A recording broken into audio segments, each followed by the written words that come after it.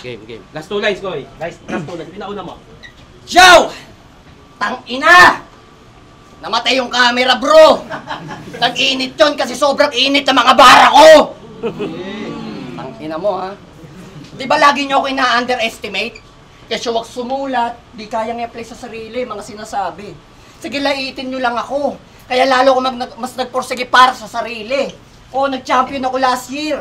Sa liga na di kilala. 3K lang yung premyo at yung trophy pa dildo. Sige, ngayon mo ko angasan. Yung mga nilalait mong bagay, di mo mararanasan.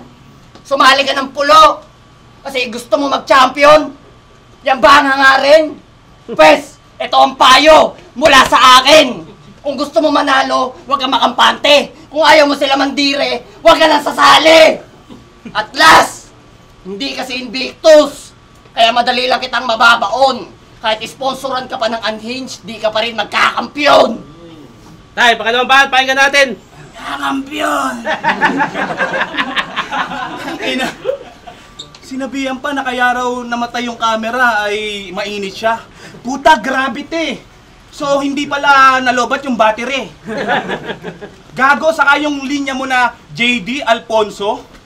Puta, yung reaksyon nila nakakabingi. Pareak-reak lang yung mga yan, pero wala yan silang pambili. Game! Game! Bago tayo magtungo sa exciting part tungkol sa pagnanakaw mo sa God Bars, pag-usapan muna natin yung mga ninakawan mong nauna. Mga taong inutangan mo at company na ninakawan mo sa Laguna. Tigas ng pagmumukha mo, Koy. Legit ba yung carbon? May nag-message nga pala sa akin, pinapasabi na bayaran mo na daw si Marjorie Carion. Pinautang ka daw nung tao kasi sinabi mo na may cancer ka sa buto. Pinautang ka daw nung tao kasi sinabi mo na may cancer ka sa buto. May paiyak-iyak ka pa daw nalalaman yung pala meron ka lang stage 3 na ubo. Inutangan mo ng 5K yung tao, sa panloloko ikaw ay obvious.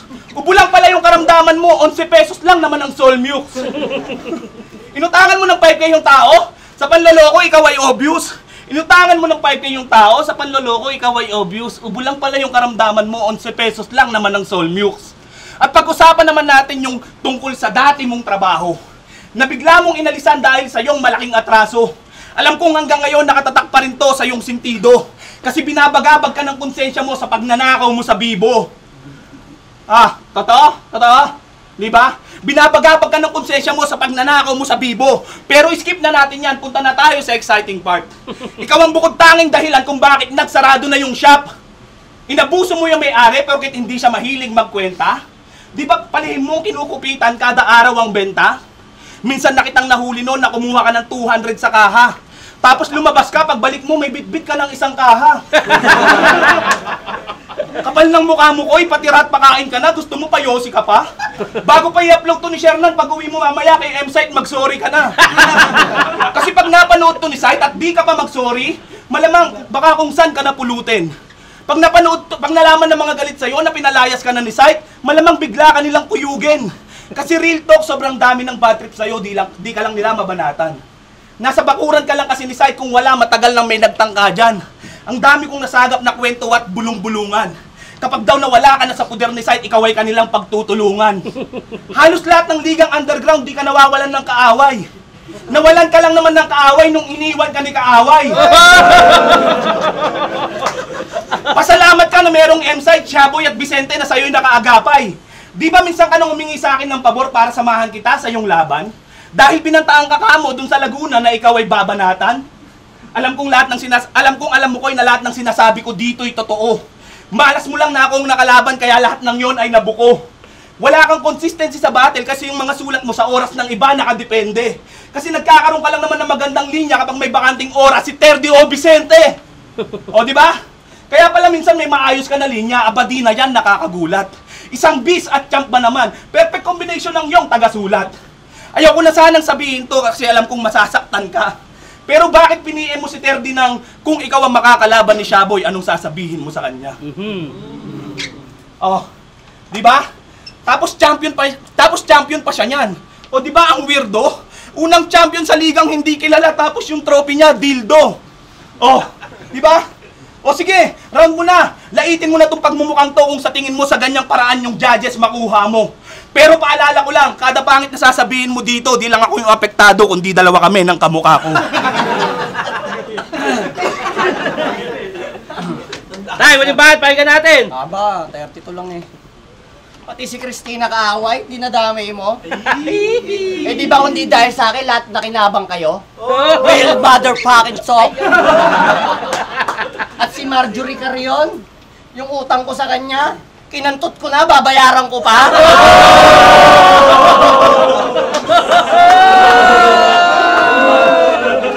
Tapos, tangina, parang naninermon lang to. Kung puro ganyan lang sasabihin mo, dapat chinat mo na lang ako. Tangina, game! Nung round 1 at round 2, medyo nagpigil pa nga ako. Dito sa round 3, tignan natin kung gaano katibay ang dibdib mo. Masaya ka ba? Sa pagiging komedyante mo, marami ka napapasaya. Masaya ka bang? Nakipaghalikan ka sa kamukha mo pa. Gago ka?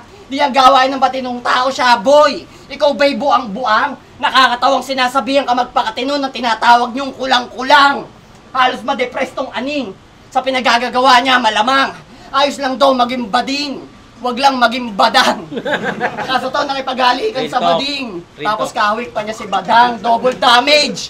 Kaya pala nakipagdikdikan ka kay Deo. Talo ka doon kahit promo yung laban. Pinagtripan siya ng baliw, sabit kitang-kita naman. Ikaw doon yung nabugbog at bumalagta sa lapag. To nag-asam ng closure, siya pa nasilid sa body bag. Wala kang puwang sa battle rap. Ba't pinipilit mo pa? Di ka naman tatagal sa ganito kundi matigas iyong muka. Kasi dinadaan mo lang sa humor mo na pangkanto. Kahit ikay dumaing pa, parang pasyenteng may tumor sa ulo, di ka nagagaling pa. Bakit? Ano ba nilamang mo sa akin? Bukod sa followers mo. Lahat ba ng mga yan napapabilib mo? Ako konti lang pero lagi inaabangan mga laban ko. O tinalo ko si Martri, kakasabi mo lang. Yung rapper na kulang-kulang.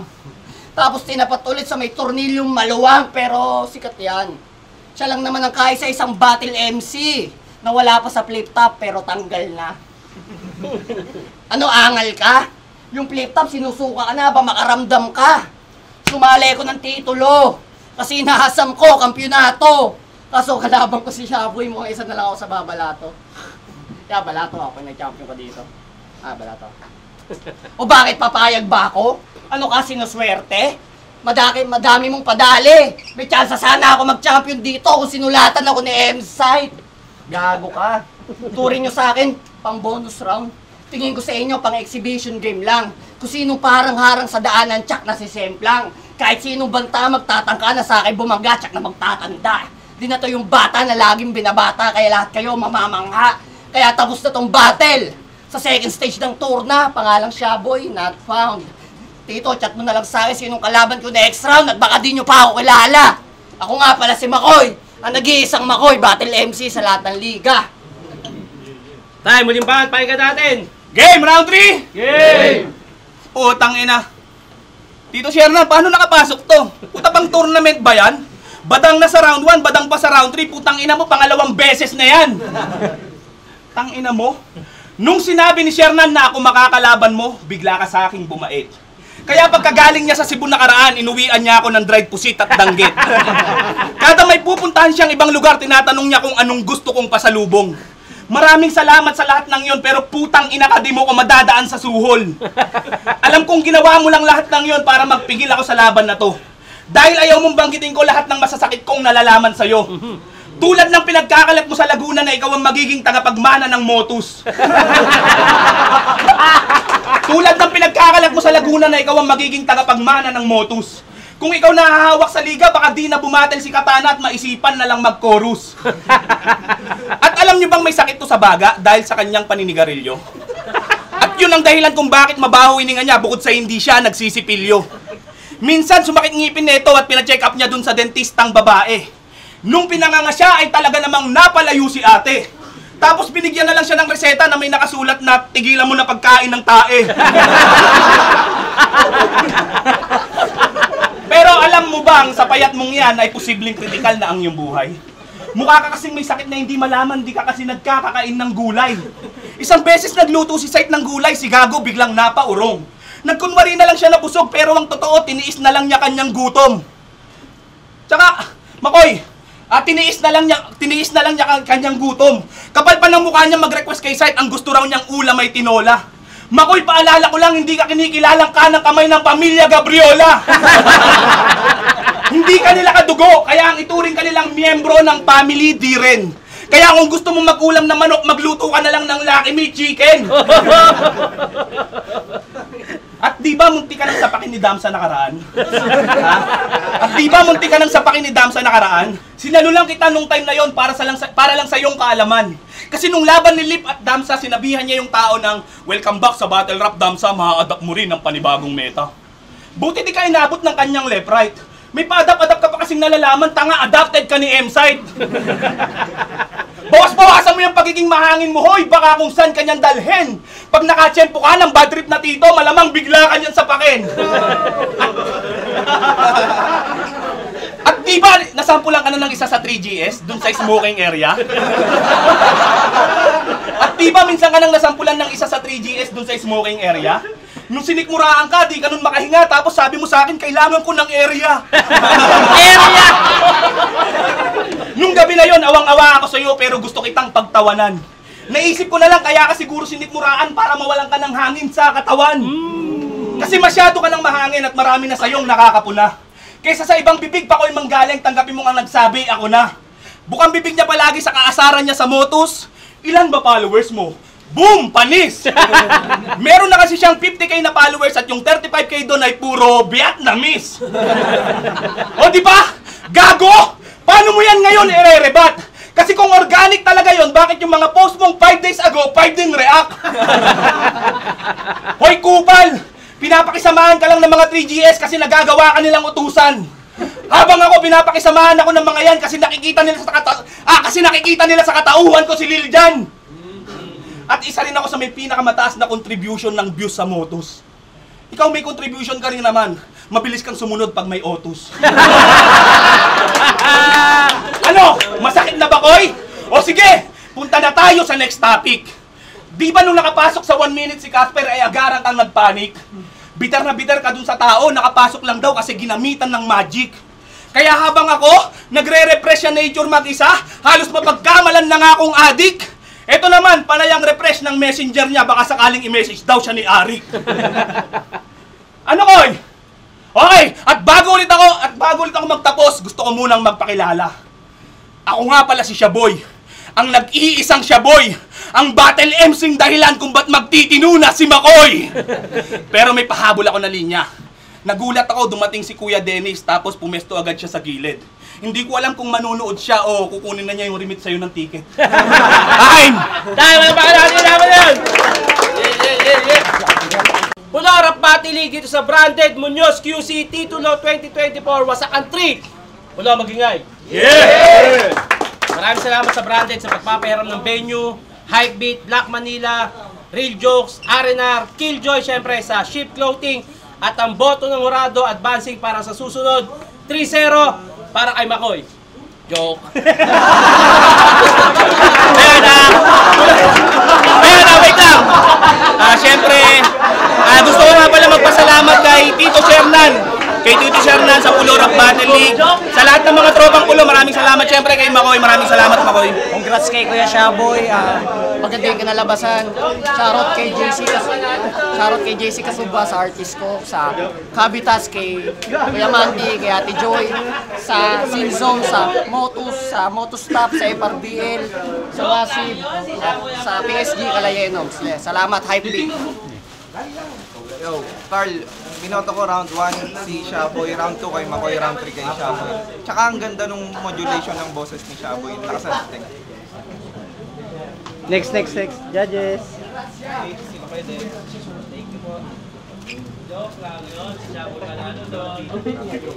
Judges! Dennis! Benji, Carl! Judges muna! Dyan na. Yun, binoto ko on 3 rounds si Shaboy. Although medyo mahaba yung oras niya.